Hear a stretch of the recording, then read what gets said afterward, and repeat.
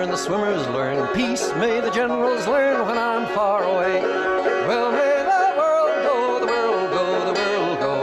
Well, may the world go when I'm far away.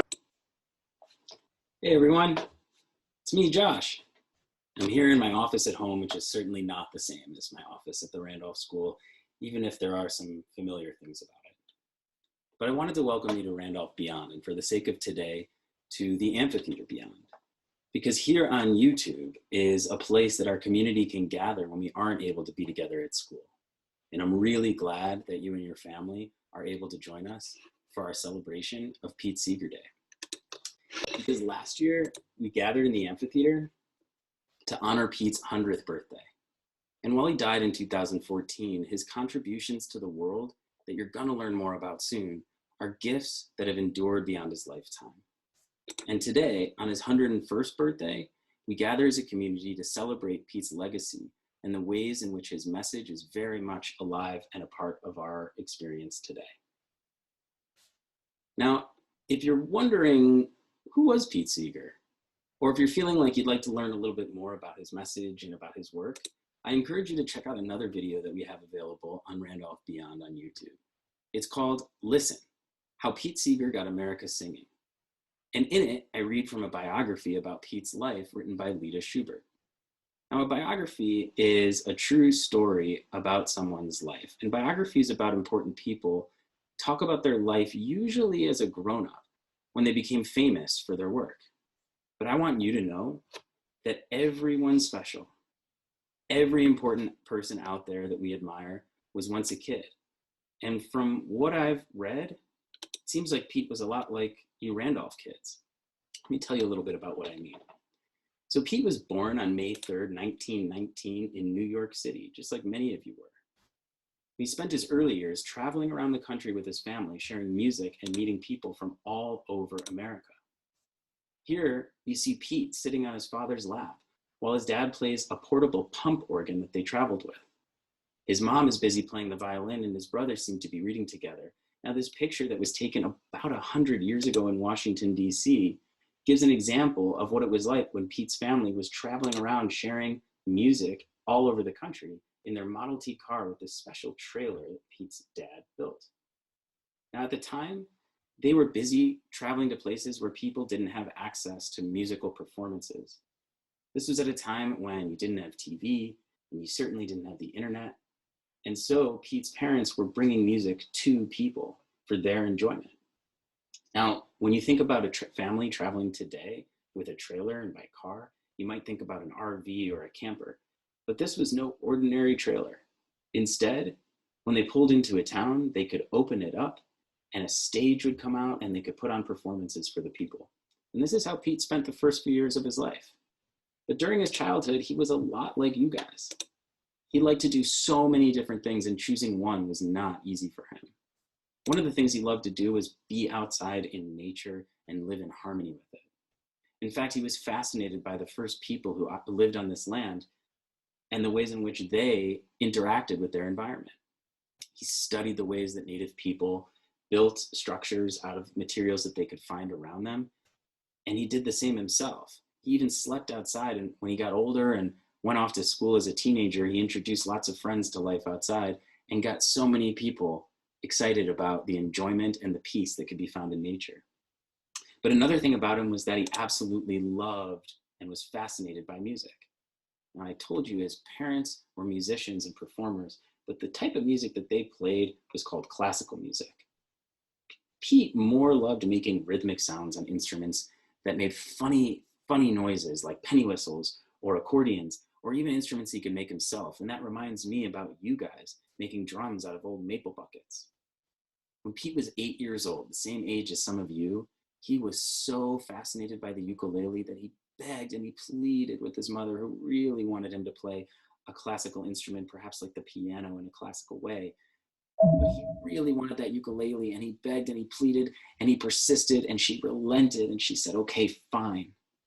And this, we know later, led to a love of another stringed instrument, the banjo. But all in all, Pete spent his childhood exploring the things that he enjoyed doing, and he spent it learning the things that felt important to him.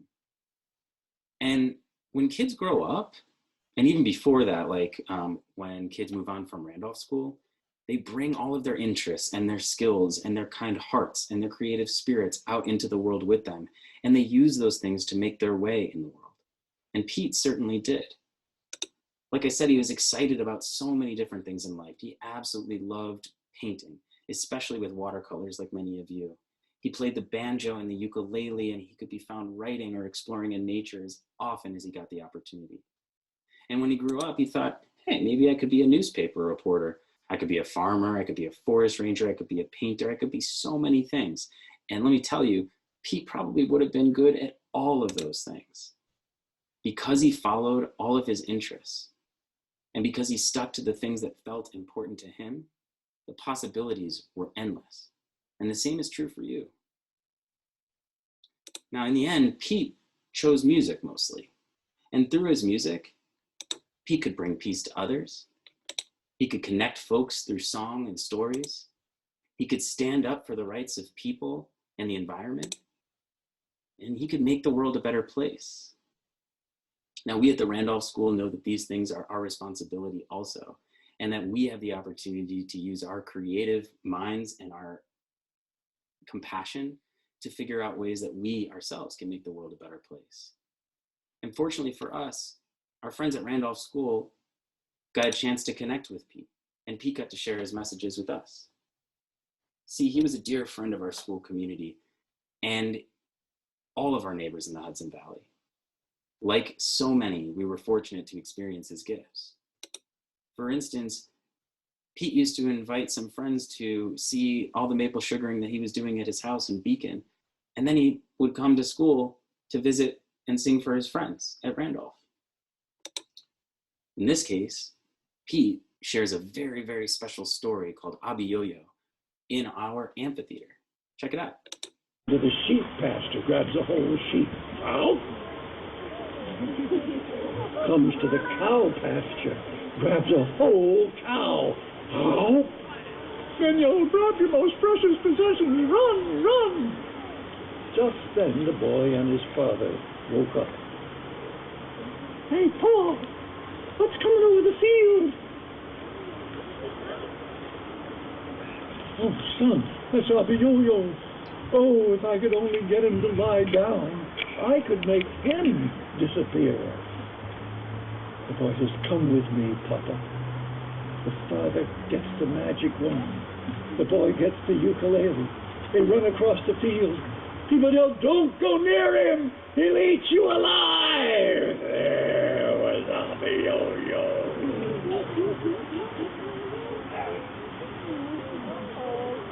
He had long fingernails because he never cut them. He had slobbery teeth because he didn't brush them. Stinking feet because he never washed them. He raised up his claws. Just then the boy whipped out his ukulele.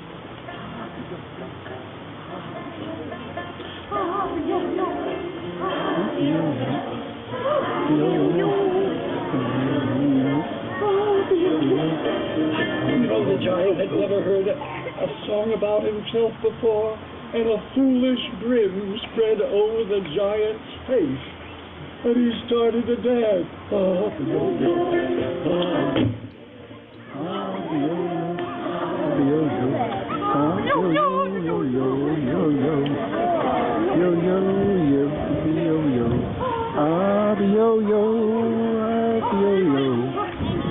Got out of breath. He staggered. He fell down flat on the ground.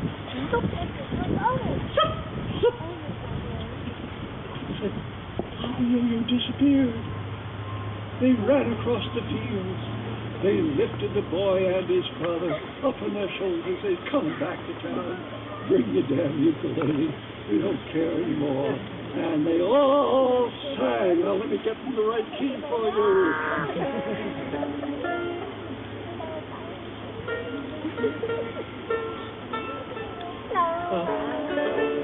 Abiyoyo, Abiyoyo, Abiyoyo, Abiyoyo, Abiyoyo.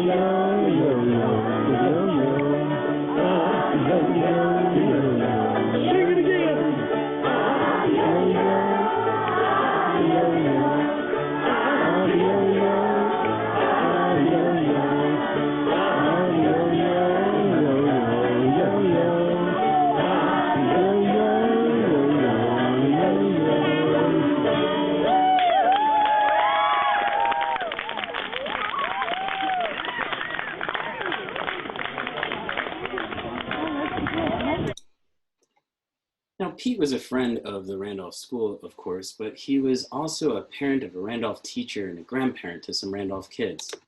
And Katama, one of his grandchildren, was a Randolph student from 1986 to 1993.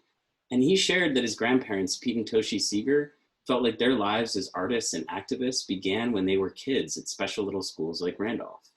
Katama said, "They wanted to ensure that my sister and I became lifelong learners, saw that it was our personal responsibility to make the world a better place for future generations, and would have an academic foundation that could take us anywhere." Now, what was true then of Randolph is absolutely true today. I want you to know that your parents and your teachers share the same vision for you as Katama and his sister Mariah's grandparents did for them.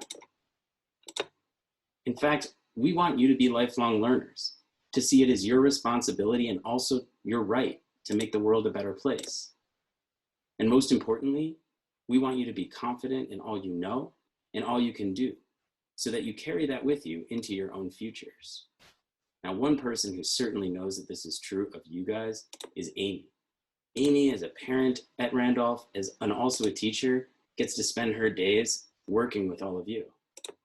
Now, our school's founders gave teachers the sacred task of preparing you to enter into the world with experience in making your own choices and in interacting peacefully with others. Now, Amy shares what activism means to us at Randolph and how Pete's activism is an example for all of us to follow.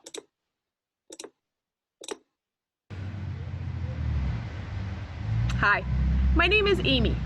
I teach the 7, 8, and 9-year-olds in the River Room here at the Randolph School. I'm here today to talk to you about Pete Seeger. Pete Seeger was a lot of things. He was a dad and a grandpa. He was a friend. He even had many friends here at Randolph School. He was a storyteller. He was a musician. And he was an activist. What is an activist? I'd like to share a definition that the 7, 8, and 9-year-olds came up with last year. An activist is a person who notices a problem and works hard to try to fix it. Pete noticed a lot of problems in his world, and he worked hard to try to find solutions. He marched, he sailed, and he sang, and he tried to make the world a better place. We have a lot of problems in our world too. Some of those problems seem really, really big. But I have good news. Things can change.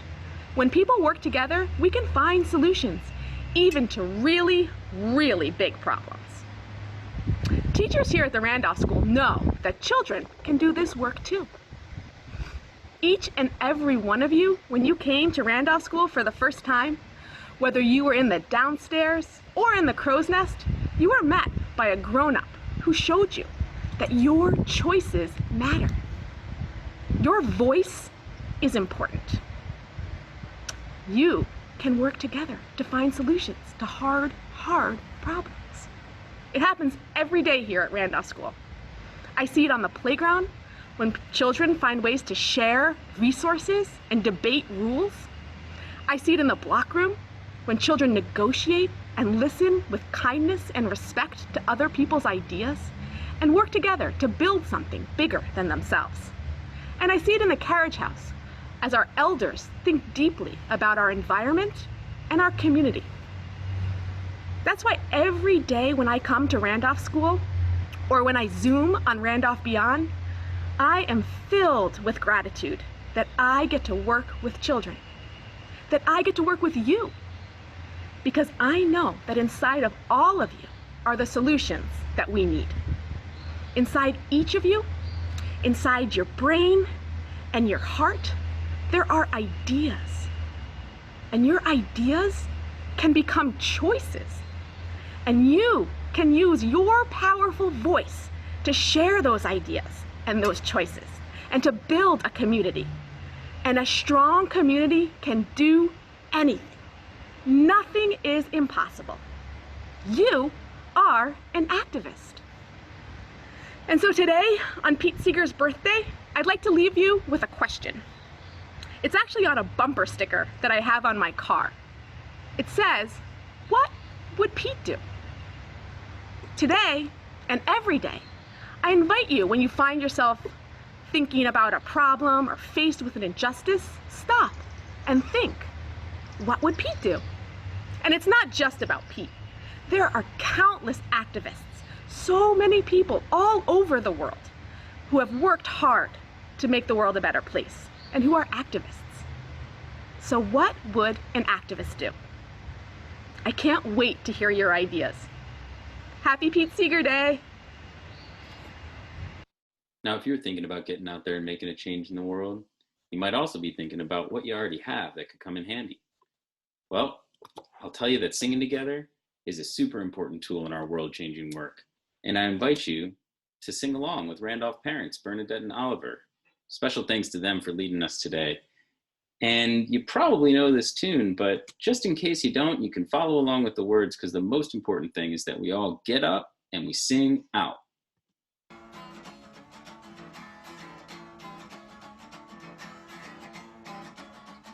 If I had a hammer, I'd hammer in the morning, I'd hammer in the evening, all over this land. I'd hammer out danger, I'd hammer out warning, I'd hammer out love between my brothers and my sisters, all over this land. Ooh. If I had a bell, I'd ring it in the morning, I'd ring it in the evening, all over this land. I'd ring out danger, I'd ring out the warning, I'd ring out love between my brothers and my sisters, all over this land. Ooh. If I had a song, I'd sing it in the morning, I'd sing it in the evening, all over this land. I'd sing out danger, I'd sing out a warning, I'd sing out love between my brothers and my sisters, all over this land. Ooh. Well, I got a hammer and I got a bell and I got a song to sing all over this land. It's the hammer of justice, it's the bell of freedom, it's the song about love between my brothers and my sisters, all over this land. It's the hammer of justice, it's the bell of freedom, it's the song about love between my brothers and my sisters, all over this land. Now, you might recognize this guy, and that's because Evan's been a part of our Randolph family for a really long time. See, he was a student here and is today a teacher, a parent, and Randolph's environmental steward. Evan's memories of Pete and his connections to Pete's message are very much a part of his life today. So join Evan as we get some of old Pete's advice and, of course, a rendition of The Foolish Frog.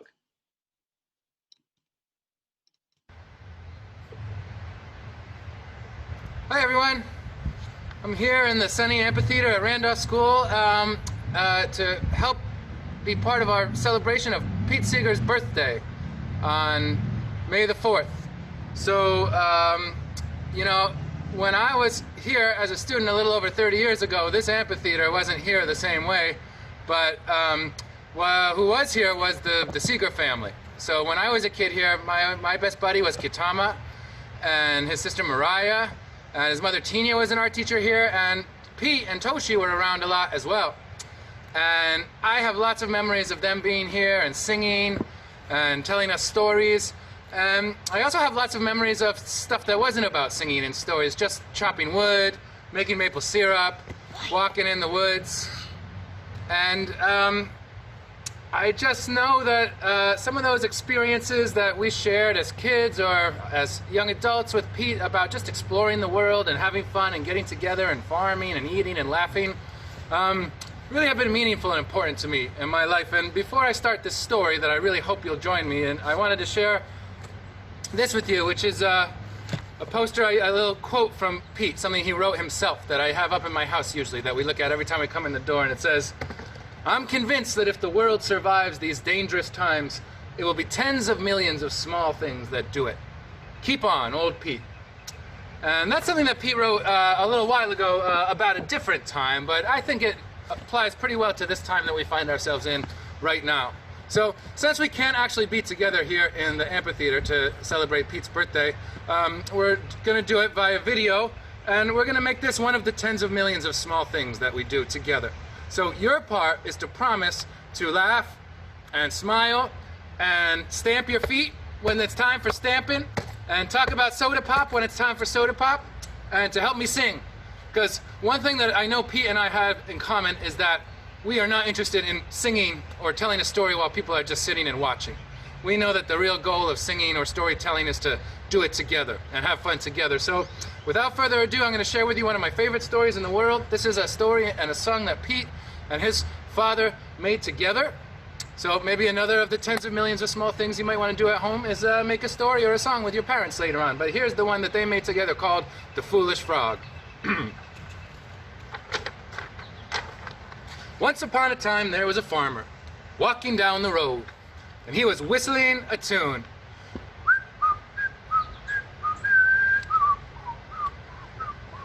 But he scratched his head and he said, "Doggone! I wish I had some words for my song. All I've got is the melody." Just then he came to a little creek, and he leaned on the railing of a bridge, and down in the creek was a big old bullfrog. Boink, boink, hopping from bank to bank. The bullfrog looked up, and he saw the farmer, and he thought he'd show off. He took an extra special big hop. Kersplash! He fell right in the water and got himself all wet. The farmer laughed and laughed when he saw that, and the words came to him. He started singing, "Way down south in the Yankety-Yank, a bullfrog jumped from bank to bank just because he'd nothing better for to do." Your turn. Sing with me. Ready? Way down south in the Yankety-Yank, a bullfrog jumped from bank to bank just because he'd nothing better for to do. He stubbed his toe and fell in the water. You could hear him holler for a mile and a quarter just because he'd nothing better for to do. Now the farmer went down the road feeling very proud of himself for making up such a great song. He went into the corner store and he bought some groceries, and he said, "Oh, before I go home, I must teach you my new song." And the storekeeper said, "Go home, I'm busy here. Don't you see all these summer people? Go away." "I won't pay you my money unless you let me sing my song." "Oh, all right, sing it and get it over with." Well, the farmer started singing, "Way down south," and the storekeeper said, "Hey, that's a good tune. Gather round, everybody, we'll have a party." And they were ready to stamp? Stamping on the floor, drinking the free strawberry pop, eating the free soda crackers. Back home, wives and children were sitting down to eat supper. Where's father? Mother says, "Children, you better go down to the corner store and fetch your old man. He's probably wasting his time as usual." So all the children ran down the road, and they ran inside the store. But when they heard the music, they forgot all about giving the message. You know what the children started? Way down south in the Yankety-Yank, the bullfrog. And now the children were stamping on the floor, drinking the free strawberry pop, eating the free soda crackers. In every farmhouse, it was the same situation, and all the mothers said, "This has gone far enough. Do they expect us to work hard on this supper all day and nobody shows up?" And the mothers all walked down the road waving their frying pans. When they got near the store, they heard all the pretty music, and they forgot about being angry. They stopped and dropped their frying pans, and they ran inside, and the mothers started. Can you sing like your own mother? Even the mothers out there, sing like your mother. Ready? Way down south in the Yankety-Yank, the bullfrog jumped from, and now the mothers were drinking the free strawberry pop, eating the free soda crackers, and stamping on the floor. Meanwhile, back in the barn, all the cows said, where is everybody? We're supposed to be milked. It's getting very uncomfortable. So the cows walked out of the stalls, they walked right out of the barn, they walked down the road, straight inside the corner store, and the cows started singing like a cow. Moo, moo, moo, moo, moo, moo, moo, moo, moo, moo, moo, moo, moo. And now the cows were stamping on the floor, drinking the free and eating the free soda crackers. And out in the barnyard, all the chickens said, "Where is everybody? We're supposed to be fed. We're getting hungry." So the chickens hopped over the fence, they hopped down the road, they hopped inside the corner store. Guess what happened?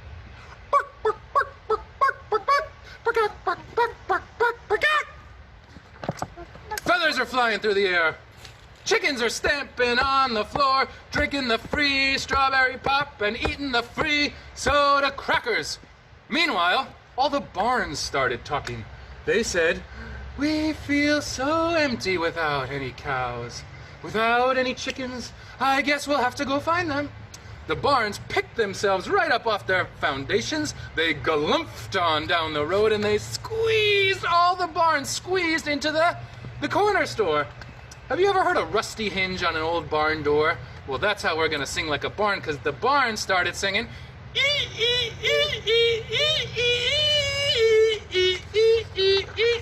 On the fields, all the grass said, "Shh, where is everybody? Shh, the cows are supposed to come and eat us. I guess we'll have to find them." The grass picked itself up, swished down the road, swished inside the corner store, and the grass. And when the grass was gone, the fields were gone. And when the fields were gone, the bank of the creek was gone. The creek said, "I don't have anything to bubble between." So the creek bubbled down the road, bubbled up inside the corner store. Ever sing like a creek?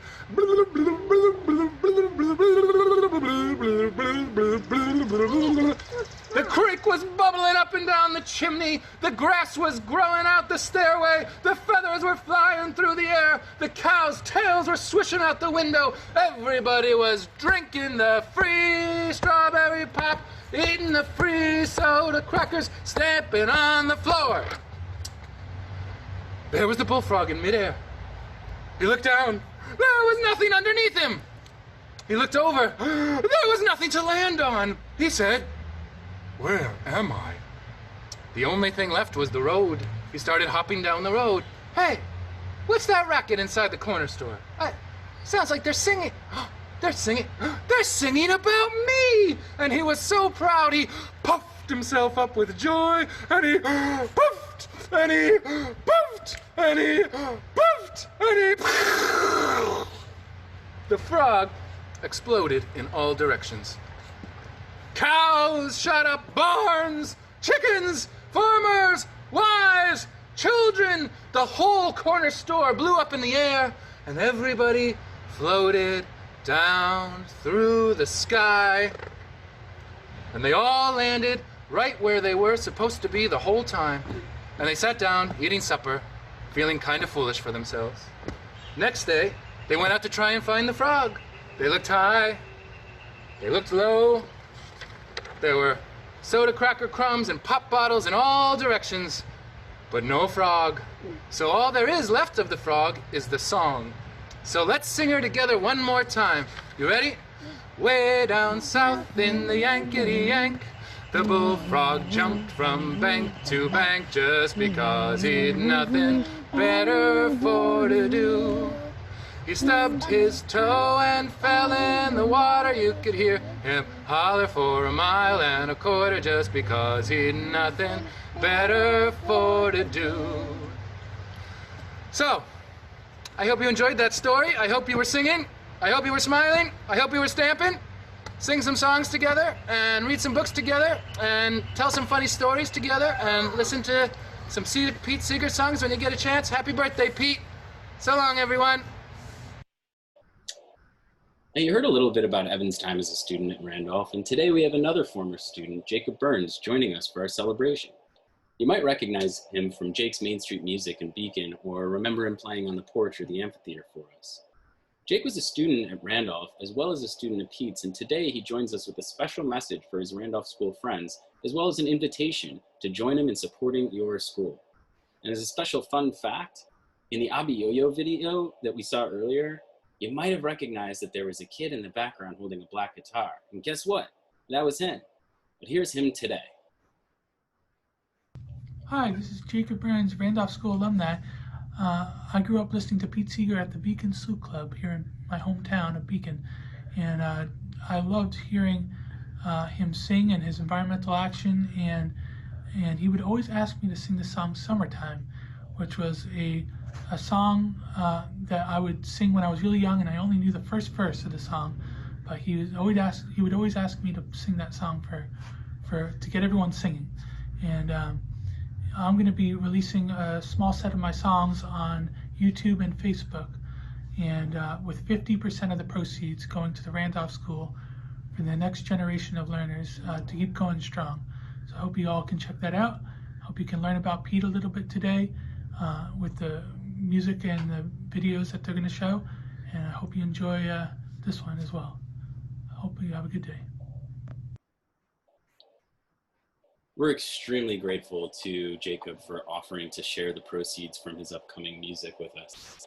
And I want you guys to know that he's using his music to show support and to lend strength to something that's important to him. That's you, Randolph kids.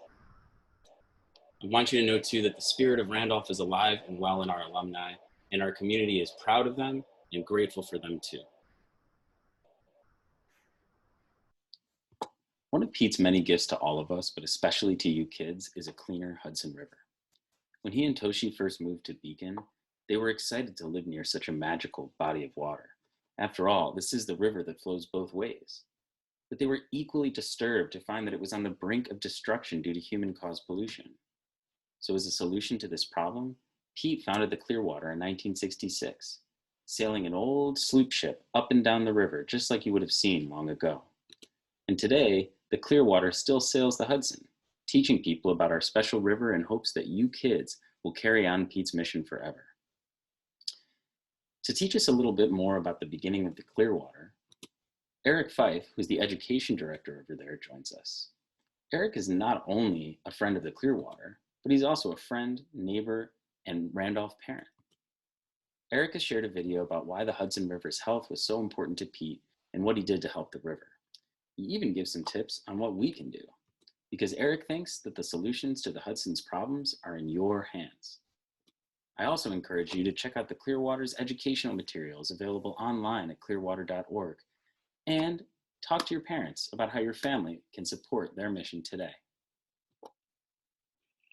Hi Randolph School, this is Eric, Frankie's dad, and I'm sitting out here on the Hudson River, and I wanted to wish everybody a happy Pete Seeger Day and talk a little bit about the river and why it was so important to Pete Seeger. About 50 years ago, the Hudson River was really, really polluted. There was garbage, there was all kinds of other pollution from factories and things like that. And if you came down to the Hudson River, you would have to hold your nose because it was so stinky. Nobody wanted to be down here. And today, if you look at it, it's so incredibly beautiful. And part of the reason why the river is so much cleaner today is because of Pete. 50 years ago, Pete and some of his friends decided, you know what? We need to inspire people to help clean up the Hudson River. So what we're going to do is build this big, beautiful sailboat and bring people down to the river to see how amazing it is and also to see the pollution so that they will want to do something to help clean it up. And that's just what they did. They built the Hudson River Sloop Clearwater, which is that big wooden sailboat, and it's actually modeled after the same kind of boats that would have been sailing up and down the river in the 1800s, carrying fruits and vegetables and flour and other kinds of cargo to bring to the different towns on the river. And today, Clearwater does the same kind of work. It's really important. Every single year, more than 10,000 kids come out on the river and sail on the Clearwater. And they pull up the sails and they go fishing and they learn about how to protect the Hudson River. And that wouldn't have been possible without Pete Seeger. And so we owe the fact that today we can sit down next to the river without having to hold our nose, and you can actually safely swim in the river today. We owe a big part of that to Pete Seeger. So thank you, Pete. And in honor of Pete, I think I just wanted to share a couple things that everybody can do to help protect the river. So if you see trash on the ground, be sure to pick it up, because what happens is when it rains, that trash gets carried down and into the river. If you have a dog and your dog poops in your yard, be sure to pick up the dog poop and put it in the garbage can. And you could do other things like conserve water at your house. So when you're brushing your teeth, turn off the faucet so that we don't use more water than we actually need. There's a lot of other things you can do, and if you check out the Clearwater, you can learn about some of the other things you can do to help protect the river. But in the meantime, I hope everybody's doing well, and happy Pete Seeger Day.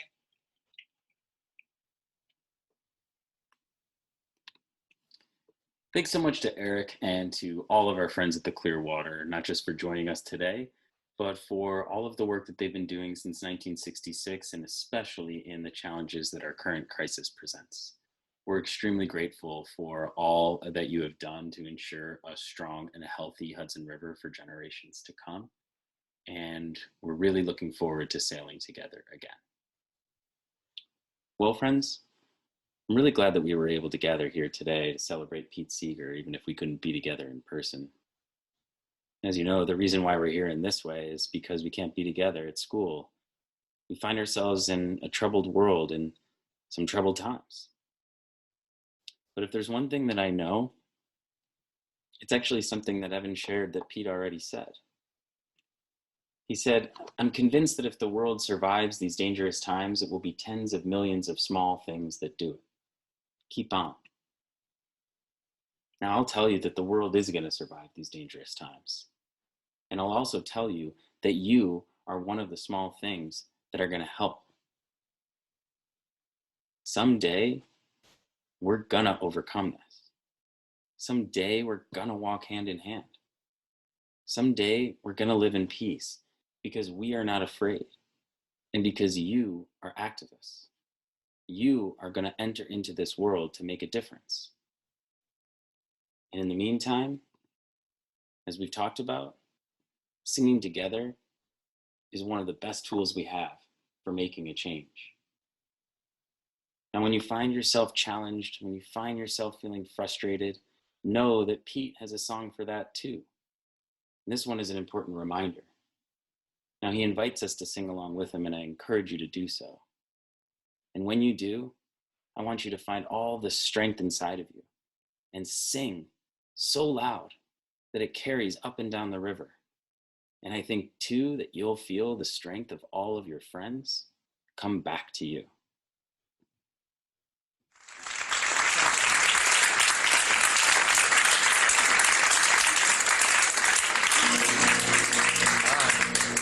Here's a song you can help me on. A great song.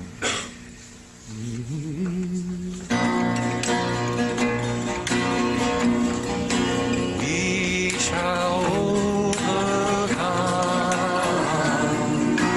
We shall overcome. We shall overcome. Someday. Oh, deep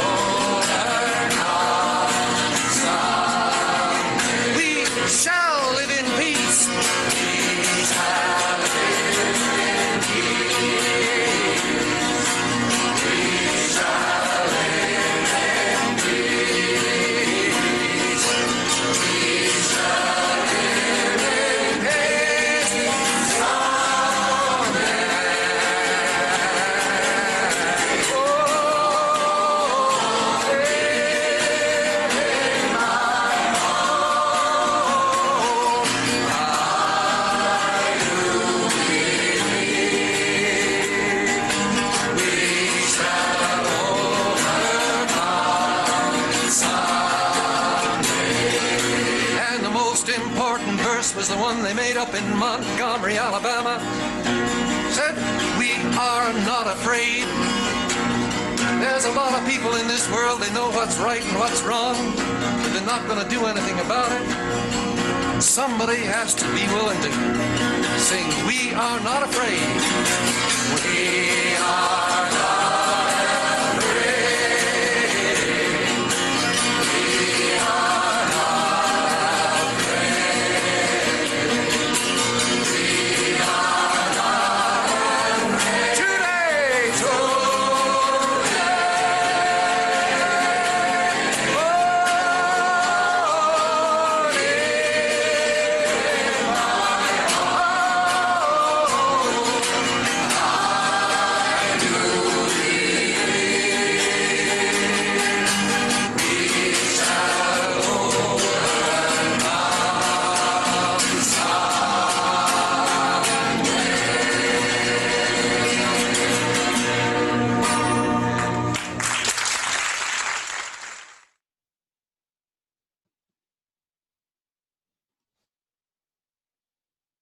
Happy Pete Seeger Day, everyone.